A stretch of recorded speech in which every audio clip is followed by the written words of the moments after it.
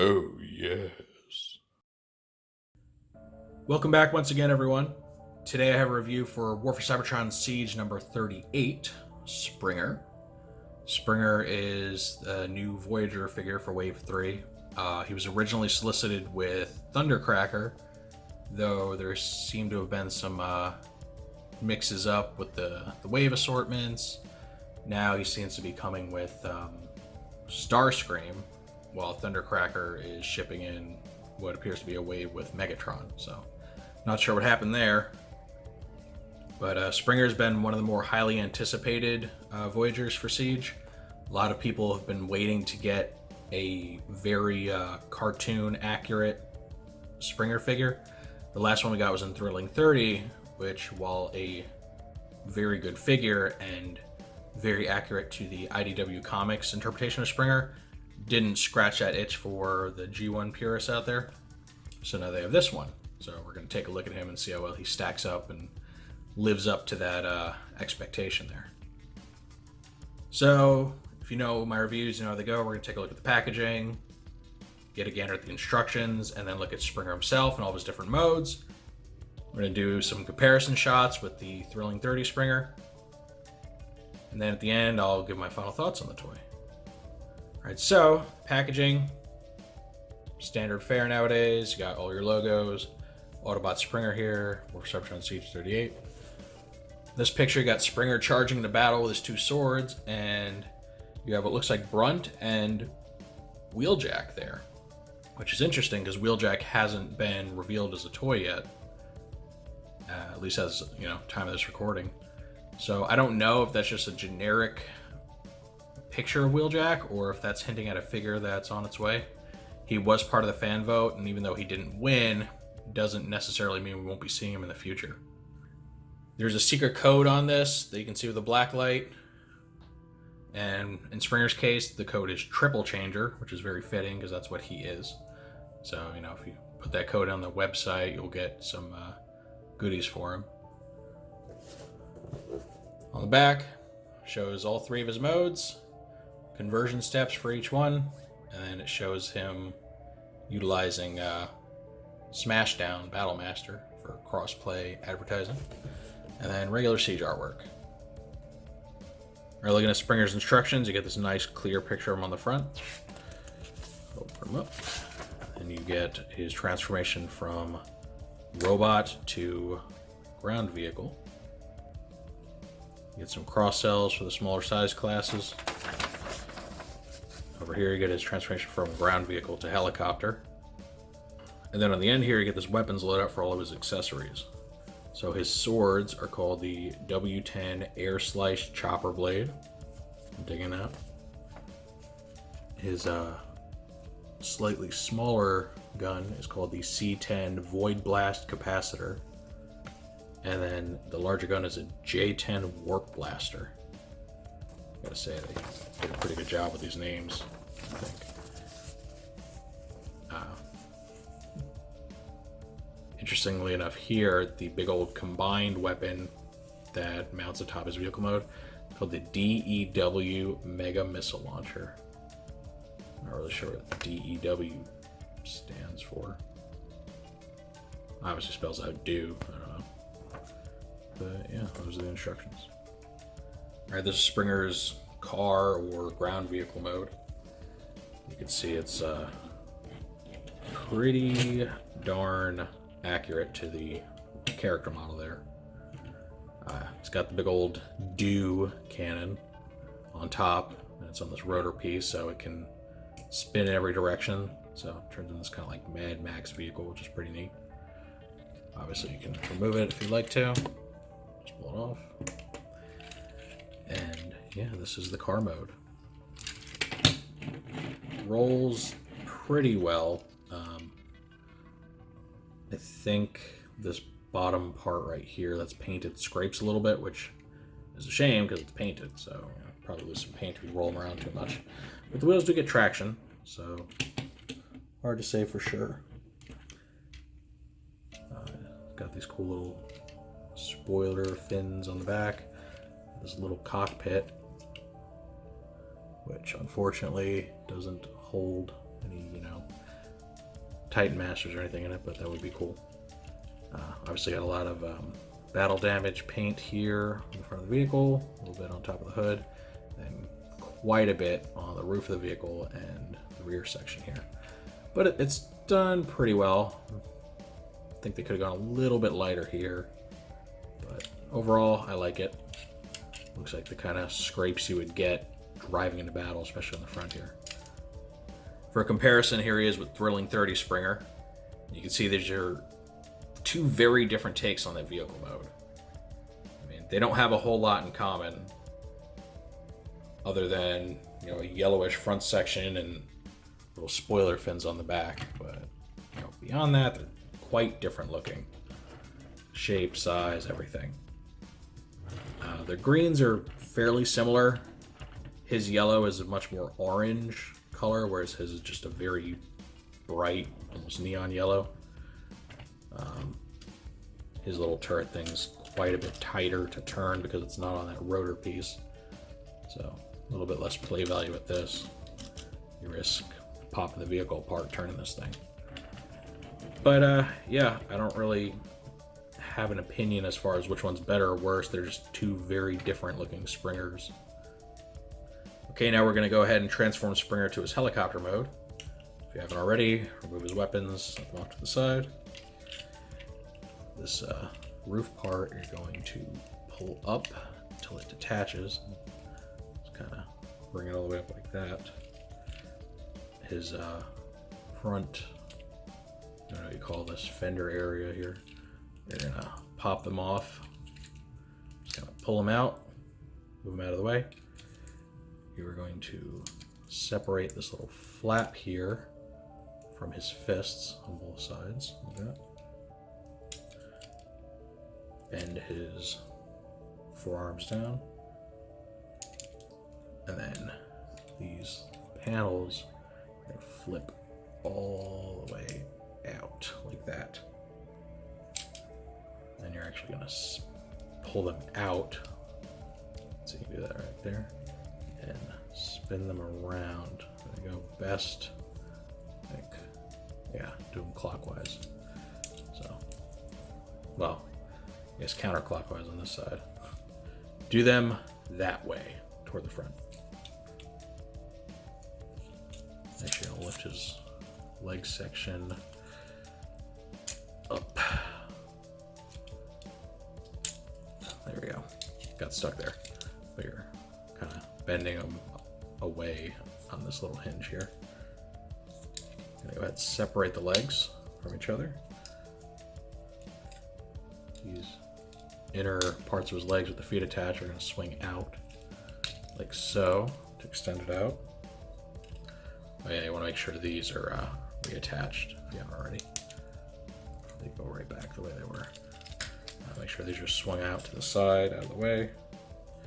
And then you're going to kind of make them do a split here, like this. And then you're going to bring it back in, but instead of with this hinge, they have some inner hinges. Do it like that. Do that to both sides. Basically extending his legs out like so. And you're gonna turn these 180. This.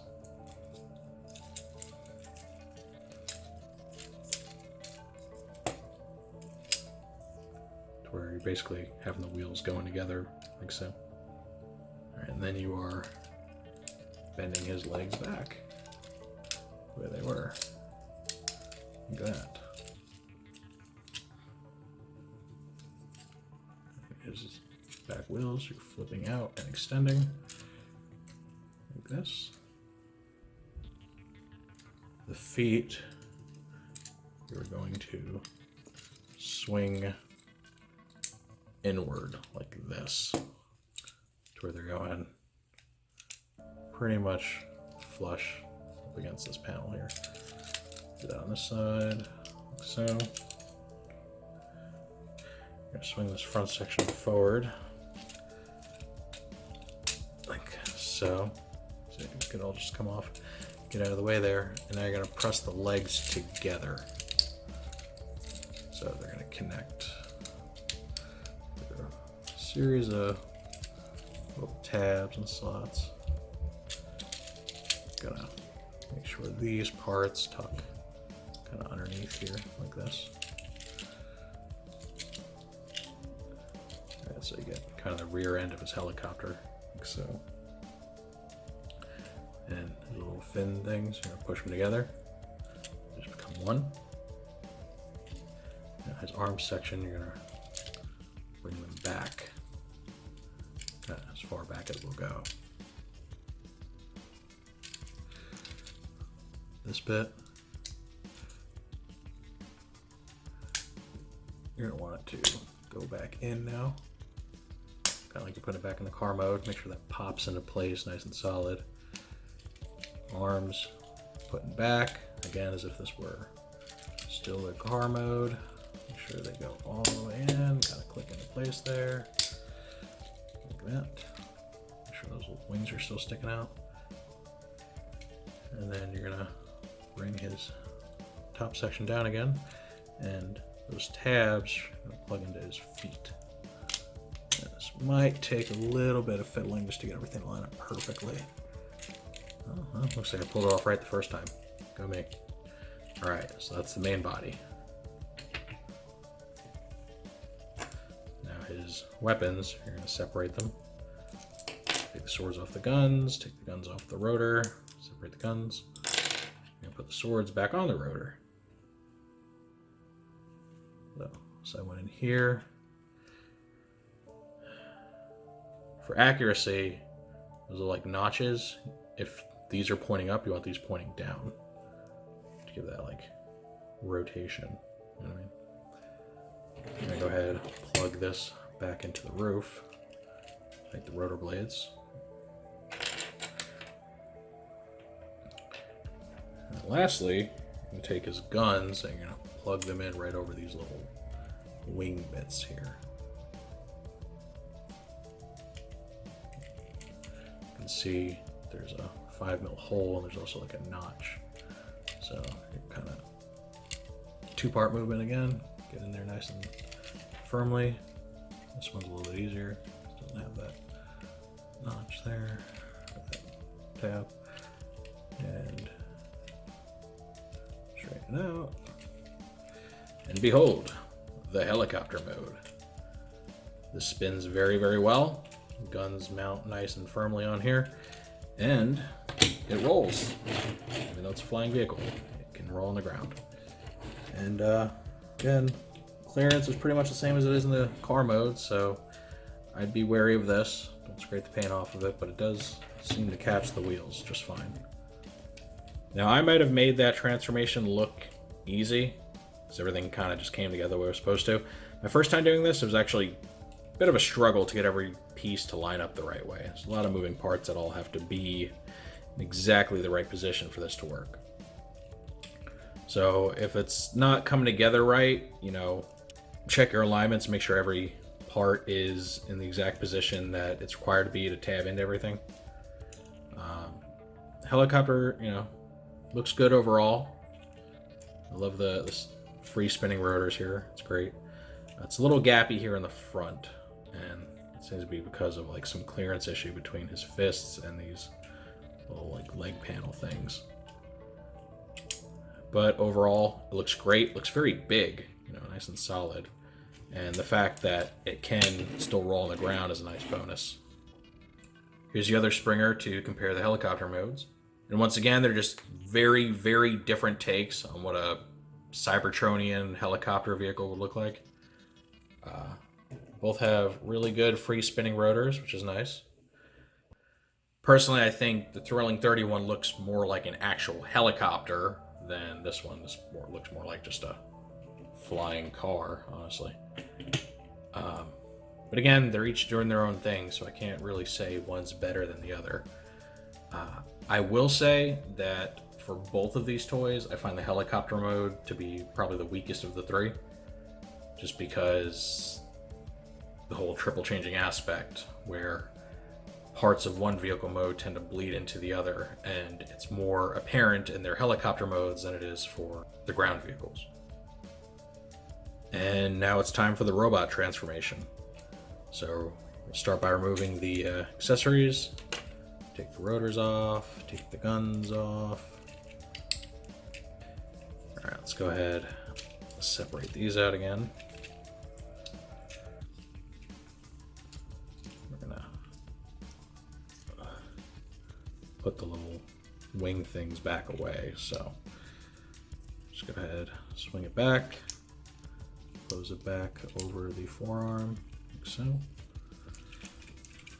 The same thing here.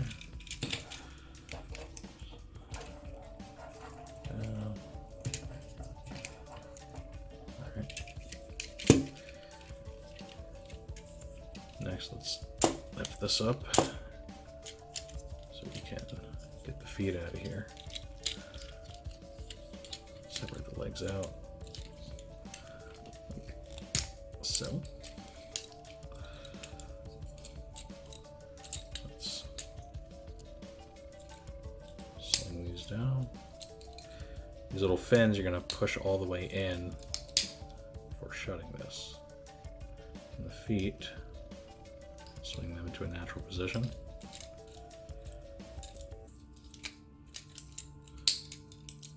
Same thing here.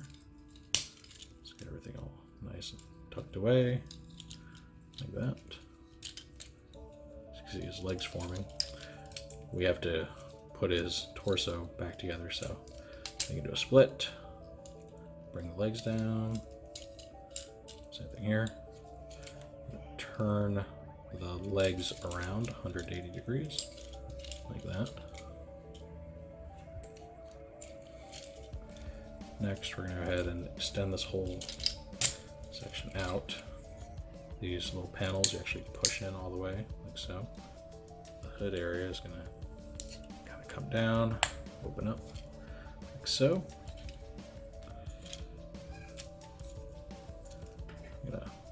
Get this kind of running perpendicular to the back. All right, then you need to bring these little arm aperture things up to at least this far. These little notches are kind of at a right angle there. And you're gonna kind of push all this in, and these tabs need to go inside the notches and those gray pieces. So I'm gonna line it up just right. Make sure it plugs in. So, nice and secure. This is painted, so I am worried that the paint's going to scrape off those eventually. You go ahead and turn his head around there, and then bring the arms up till they plug in to the sides right there. Make sure everything stayed in place. All right, very cool. Now, this area here is going to swing forward till about 90 degrees against this. Fold that in and then fold in again, like so. Same thing here. Fold twice. All right. Now we got them kind of put together. Standing in a nice decent pose. And here's the robot mode. As far as posability is concerned, his head is on a ball joint. It's not overly tight, so that means he can go left and right, look up and down a little bit. Hinge and swivel for the shoulders, bicep swivel, single bend on the elbows. There is wrist swivel, you can see right here. It's very nice. Full waist rotation, though it is kind of blocked there, so I guess just normal waist rotation. Hinge and swivel for the hips, thigh swivel. Single bend knees, and he has ankle tilt and rock, which is cool. The only issue is that the ankle rock is a little bit on the loose side, so he could be prone to leaning backwards like this if we don't balance him correctly. I'd recommend giving him a slight bend to his knees, forcing the feet to bend forward a little bit. It's up to you, but you know, he hits all the marks that he needs to. Springer's got a lot of weapons here, right? He's got 2 swords, little holder thing, and then 2 guns. And as such, you have a good number of options for how to, display this guy. The little rotational piece here is going to go and connect to his back like a weapons holster. And the instructions have you do it with the spinning bit pointing up. Just plug it in there like so. And to store his guns, you plug them together like this. Go ahead and stick them right in there. They just kind of hang off the back. And the swords have storage too. He's got these little tabs right here. The swords just plug into those at the hilt. So he has full storage for all of his weapons, which I think is just really awesome. It's got a place for everything to go and tucks away pretty well. Doesn't really mess with his posability too much, though I guess the swords get in the way of the legs a little bit. But just gives you an option to put everything away. And of course, you can have him wielding the swords if you want to. And he does look very cool doing so. Has this real samurai vibe going on.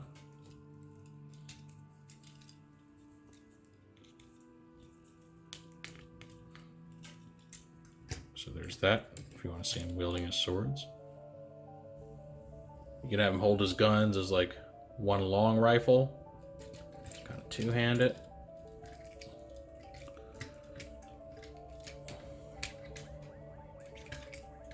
Looks like he's just, kicking down doors, blowing away cons. You can have him wield the guns separately, or really just any combination of those, One sword, one gun, whatever you want to do. And now lastly, here's our look at the two Springers together in the robot modes. Again, very different aesthetics.